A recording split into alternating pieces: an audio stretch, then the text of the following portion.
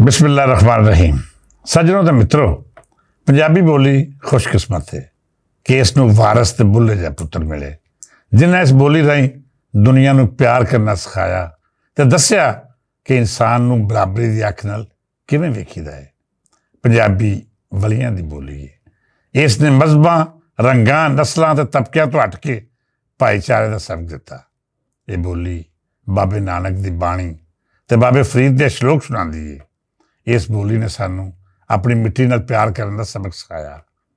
असी पंजाबी जिथे अपनी बोली ते रहीतल उत्ते फख्र करते हैं, जिथे सानू मुहब्बतां तो वख कुछ विखाली नहीं दिंदा, उत्थे ही कदी कदी तारीख के वो कौड़े सच भी सामने आउंदे ने जिन्हां साडी इस महान बोली नूं मार मुकाउण लई जहरां दा काम कीता। वारस ते बुल्ले दी बोली नूं नफरतां दे फाहे लावण दीआं साजिशां रचाईआं गईआं। वो बोली जिन्हें मजहबां तो हट के इंसानां नूं इंसान समझ के भाईचारे का फलसफा दिता। उस बोली नूं एक खास मजहब की बोली आख के नफरतां दी वो फसल बीजी जिन्हें साडी पूरी एक नस्ल नूं अतवाद की राह विखाई। असी अपनी तारीख नूं किवें भुल सकते हैं? असी अपनी आउण वाली पीढ़ी नूं ये किवें लुका सकते हाँ कि जद पाकिस्तान बनिया तो सब तो पहला शिकार पंजाबी बोली हुई। असी मुतालिया पाकिस्तान पढ़न वाली पीढ़ी नूं ये किवें ना दसीए कि बच्चिओ, इंसाफ का अद्धा सच पढ़न के नाल नाल कदी वो सच भी वेखना जिहड़ा तुहानूं दसेगा कि साडे पुरखां नानक ते बुल्ले की बोली बड़ी मुश्किल ना बचाई। मैं गलबात का मुढ़ बनदिआं अपने बाबिਆਂ का नां लिया सी। सजनों ते बेलियो, जिथे उन्हां बाबिਆਂ का नां साडे लई माणयोग है, उत्थे ही कुछ अजिहे बाबे भी ने जिन्हें इस बोली नूं नवीं हयाती दित्ती। मैं इन्हां नूं भी बाबा ही आखदा हाँ जिन्हां पंजाबी बोली नूं साजिशां दे शोह विचों कढ के पार लाया। मैं हमेशा पंजाबी बोली की तरक्की विच अपने उस्ताद ते इस हवाले नाल मुर्शद अखवान वाले बाबा ए पंजाबी डॉक्टर फकीर अहमद फकीर होरां नूं हमेशा धरती का मोशन करार दिता है। वो पहले पंजाबी सन जिन्हें अपनी माँ बोली के हक च आवाज़ चुकी। डॉक्टर साहब ने दस्सिया कि बोली सिर्फ सिखां दी नहीं या फिर इहदे उत्ते किसी एक धर्म का उजारा नहीं, बल्कि ये इत्थे 5 दरियावां की रहीतल की बोली है। उन्हें नारा उदों लाया सी जब पंजाबी बोलना, लिखना तो ये प्यार का दावा रखना गद्दारी समझा जाता सी। फिर मुश्ताक भट्ट होरां जिवें अपनी पूरी हयाती पंजाबी तारीख के नावें लाई, वो भी इस धरती के मुसर सन। होर भी बहुत सारे नां ने जिन्हें पंजाबी बोली नूं मरनों बचाया। शफकत तनवीर मिर्जा, राजा रसालू, आसफ खान, हफीज़ ताइब, उस्ताद दामन, अब्दुल गफूर कुरैशी, सैयद सिब्बल हसन जैगम, ऐनुल हक फरीद कोटी ते पीर तनवीर बुखारी जिहे वड्डे नां जिन्हां दी हयाती का इक्को ही मकसद सी कि पंजाबी साड़ियां आउण वालियां नस्लां दी बोली बने। वो पंजाबी पढ़न, पंजाबी विच गल करन ते अपनी माँ बोली की तखलीक होने वाले अदब के हवाले देवन। इन्हां बाबियां दीयां ये कोशिशां अपनी अपनी थावें बड़ियां ही सराहनयोग ने, पर जेकर इस लड़ी विचों एक हीरा कढ़ दईए तो ये पूरी दी पूरी लड़ी तस्बीह के दाणिਆਂ वांगू खिलर जाएगी।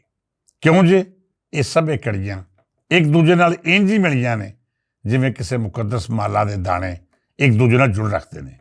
एक भी कढ़ दिओ तो गिनती ना मुकम्मल हो जाती है। इस तस्बीह का हर दाणा अपनी थावें अहम तो मुकद्दस है, क्यों जे इसने अपनी पूरी हयाती पंजाबी मिशन के नावें लाई। ये वो जगदे दीवे ने जिन्हां दा चानन सानू माँ बोली की राह विखांदा है। अज मेरे जिहे किन्ने ही लोग ने जो अपनी माँ बोली की राह पै के मंजिलां लभ रहे हैं तो उन्होंने इस राह विच हनेरे की थावें अपने वड़कियां का काम जूनू बन के अगां टुरन की तहरीक दिंदा है। अज ये गल्लां करन दा मकसद अपने एक अजिहा मुर्शद नूं सलामी पेश करना है जिन्हें अपनी पूरी हयाती माँ बोली के वधा लई काम करदे गुजार दित्ती। असीं जिवें अपने वड्डे बाबिਆਂ का जिक्र करते हाँ, इंज ही मैं हमेशा डॉक्टर शहबाज मलिक होरां नूं भी उन्हां बाबिਆਂ ही शामिल करना वा जिन्हां पंजाबी तो वख कुछ होर सोची ही नहीं। उन्हां दा जन्म तहसील पसूर विच होया ते लड़कपन लाहौर दीआं गलियां विच खेडदिआं बीतिया। वो पंजाबी दा जिहड़ा इश्क अपने पिंडों लैके आए सन वो इत्थे लाहौरों परवान छड़िया। शहबाज मलिक होरी पंजाब दी उस पहली तारीख का हिस्सा सन जिहड़ी मुर्शद फकीर अहमद फकीर होरां शुरू की थी। उदों शहबाज मलिक होरां दी उम्र कोई 20 वरे होवेगी जब उन्हें पंजाबी के महान रसाले पंजाबी राहीं ਆਪਣੀਆਂ ਲਿਖਤਾਂ ਲੁਕਾਈ ਤੱਕ ਪਹੁੰਚਾਉਣੀਆਂ ਸ਼ੁਰੂ ਕੀਤੀਆਂ। ਅਦਬੀ ਕੰਮ ਦੇ ਨਾਲ ਨਾਲ ਉਹ ਮੈਦਾਨੇ ਅਮਲ ਦੇ ਸਿਪਾਹੀ ਵੀ ਬਣੇ ਅਤੇ ਉਸ ਕਾਫਲੇ ਦਾ ਹਿੱਸਾ ਹੋਏ ਜਿਹਨੇ ਡਾਕਟਰ ਫਕੀਰ ਹੋਰਾਂ ਦੀ ਅਗਵਾਈ ਵਿੱਚ ਪੰਜਾਬੀ ਬੋਲੀ ਦਾ ਮੁਕੱਦਮਾ ਲੜਿਆ। ਸ਼ਹਬਾਜ਼ ਮਲਿਕ ਹੋਰਾਂ ਸਾਰੀ ਹਯਾਤੀ ਪੰਜਾਬੀ ਲਿਖਿਆ।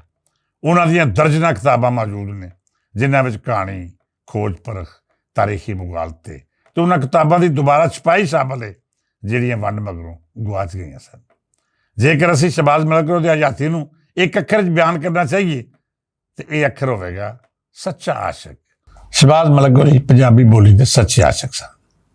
ਉਹਨਾਂ ਨੇ ਆਪਣੀਆਂ ਮੁਹੱਬਤਾਂ ਖੋਜ ਪਰਖ ਤੇ ਸਾਥ ਰਾਹੀਂ ਆਪਣੇ ਮਹਿਬੂਬ ਪੰਜਾਬ ਨੂੰ ਪੇਸ਼ ਕੀਤੀਆਂ। ਉਹਨਾਂ ਉਸ ਵੇਲੇ ਜਦ ਕੋਈ ਪੰਜਾਬੀ ਦਾ ਨਾਂ ਲੈਣ ਵਾਲਾ ਨਹੀਂ ਸੀ ਇਸ ਜ਼ਬਾਨ ਨੂੰ ਆਪਣੇ ਰੋਜ਼ਗਾਰ ਦਾ ਜ਼ਰੀਆ ਬਣਾਇਆ। ਉਹਨਾਂ ਮਿੱਥ ਲਿਆ ਕਿ ਜੇ ਮੇਰਾ ਅੰਨ ਪਾਣੀ ਚੱਲੇਗਾ ਤੇ ਪੰਜਾਬੀ ਰਾਹੀਂ ਚੱਲੇਗਾ, ਜੇ ਮੈਂ ਇਸ ਬੋਲੀ ਵੱਲੋਂ ਮੂੰਹ ਮੋੜਾਂਗਾ ਤੇ ਫਿਰ ਆਪਣੇ ਰਿਜ਼ਕ ਤੋਂ ਦੂਰ ਹੋ ਜਾਵਾਂਗਾ। ਸੋ ਉਹਨਾਂ ਪੰਜਾਬੀ ਬੋਲੀ ਵਿੱਚ ਤਾਲੀਮ ਹਾਸਲ ਕੀਤੀ ਤੇ ਅਖੀਰ ਉਹ ਟੀਚੇ ਮਿੱਥੇ ਜਿਨ੍ਹਾਂ ਸ਼ਹਬਾਜ਼ ਮਲਿਕ ਜੀ ਦਾ ਨਾਂ ਤਾਰੀਖ ਵਿੱਚ ਹਮੇਸ਼ਾ ਲਈ ਅਮਰ ਕਰ ਛੱਡਿਆ। ਉਹ ਪੰਜਾਬੀ ਬੋਲੀ ਦੇ ਪਹਿਲੇ PhD ਹੋਏ ਤੇ ਫਿਰ ਜਦ ਪੰਜਾਬ ਯੂਨੀਵਰਸਿਟੀ ਵਿੱਚ ਪੰਜਾਬੀ ਡਿਪਾਰਟਮੈਂਟ ਦੀ ਨੀਂਹ ਰੱਖੀ ਗਈ ਤੇ ਚੇਅਰਮੈਨ ਲਈ ਸਭ ਤੋਂ ਮੁਨਾਸਬ ਤੇ ਮਾਕੂਲ ਨਾਂ ਸ਼ਹਬਾਜ਼ ਮਲਿਕ ਹੋਰਾਂ ਦਾ ਸੀ। ਮੇਰੀਆਂ ਉਹਨਾਂ ਨਾਲ ਮੁਲਾਕਾਤਾਂ ਉਸੇ ਦੌਰ ਸ਼ੁਰੂ ਹੋਈਆਂ ਜਦ ਮੈਂ ਮੁਸ਼ਤਾਕ ਭੱਟ ਦੇ ਤਾਰੀਖੀ ਕਾਫਲੇ ਦਾ ਹਿੱਸਾ ਸਾਂ।